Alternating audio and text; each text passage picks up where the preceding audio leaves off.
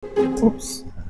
Bakit kaya hindi nag-work yung video mo? Or bakit bigla silang nag-viral? Curious ka ba kung bakit? Baka kailangan mo nang kilalanin si TikTok Analytics. Ituturo ko sa iyo kung paano basahin ang TikTok Analytics. Kaya, follow mo na ako dahil palagi ako nagbibigay ng mga tips na katulad nito. Game?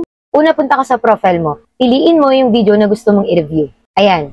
Nakikita mo yung nasa may pinaka-bottom right side. Ayan yung more data. Click mo yan. Explain ko ha kung ano yung pinaka-importante na dapat mong tignan sa mga terms na nandyan. Punta tayo dun sa key metrics. Makikita mo yung video views, yung total playtime, yung average watch time, yung watch full video percent, at yung new followers. Ito lang yung palagi nyong titignan, yung may pakikayo at pinaka-importante. Yung average watch time at yung watch full video percent.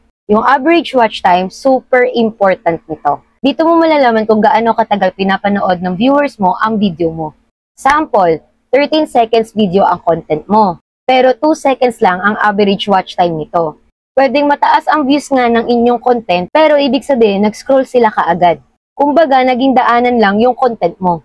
Pero kung katulad nito, naging 6.9 seconds yung average watch time niya, at ang video content ko ay 13 seconds, sure yan na magbabiral yan. Kaya nakahit siya ng 1.6 million. Eto lang yan, kung mababa ang watch time, pwedeng mabagal yung intro mo. Wala kang hook or hindi nila agad gets yung content mo.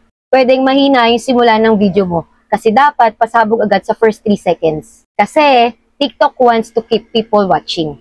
Kapag mabilis ka i-skip, hindi ka worth i-recommend sa FYP, scroll na lang sila agad. Pero kung tumatagal sila, TikTok says, engaging ito, ipupush pa natin siya sa FYP. Watch full video percent.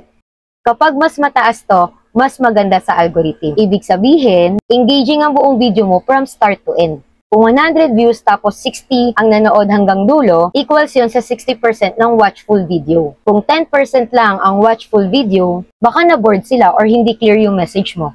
Ang goal natin, 50% and above. Kasi, yun yung algorithm friendly. So, paano ba natin papaangatin yung analytics natin?